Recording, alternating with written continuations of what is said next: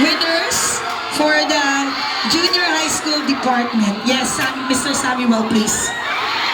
Okay. Ops, up. Ay, naman. Sorry.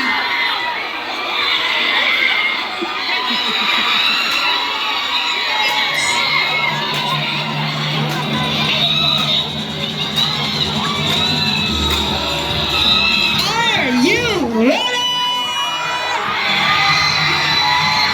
Okay.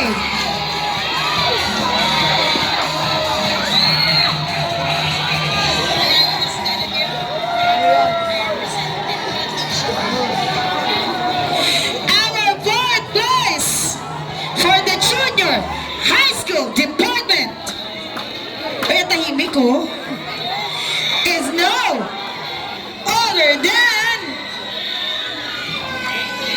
ano grade? Ano grade? Grade 8 students! Representative po ng grade 8. Representative po ng grade 8.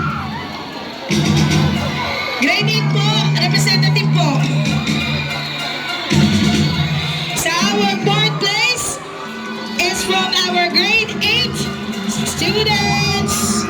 Each winner will be receiving a respective amount from the school administration. Gitna po kayo, ma'am. Gitna po kayo, ma'am. Gitna po kayo. Picture daw po. Ma'am, picture daw po, mana.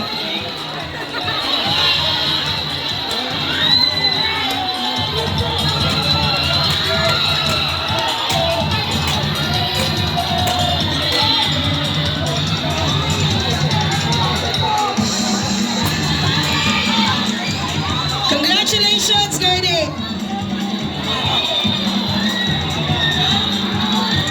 Our third, let's go third. Ay grabe. Grade third place. Grabe. Grade ano? Grade 7 ba? Di ba grade 9? Okay, tahimik na. Our third place goes to... Nagagalit na si ate rito. Teka lang. Grade 7 students! Okay. Representative po from grade 7.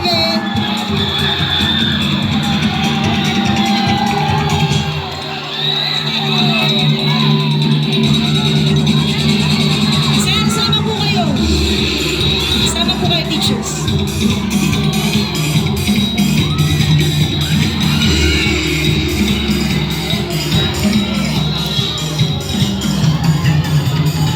Sino kaya sa grade 9 at grade 10 ang nanalo sa patimpalak na yan?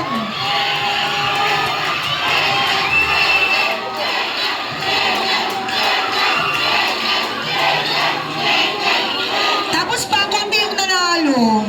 Pakunti pala ng junior high school yung nanalo. Di ba? Okay, junior high school, handa na ba? Are you ready? Tigilan niyo yan. Our second place. Ang babag ko, yung second place. Hindi pala, baliktarin natin. Ang babanggitin ko yung nanalo. So yung hindi mababanggit siya yung second place. Okay? Ang babanggitin ko po yung nanalo. Okay? I will announce the grade level of the winner for this event. The grade level na hindi mame-mention sila po yung second place. Handa na? Hindi pa daw. Hindi pa handa si ate. So ang unang aakyat po yung second place Our first place winner for the Junior High School Festival Dance goes to...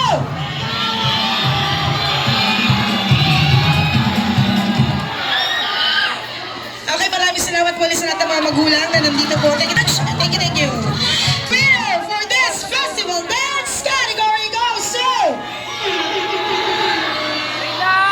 Anong grade? 9 daw. Pakunti pa nga, pakunti. Our first prize goes to... Grade!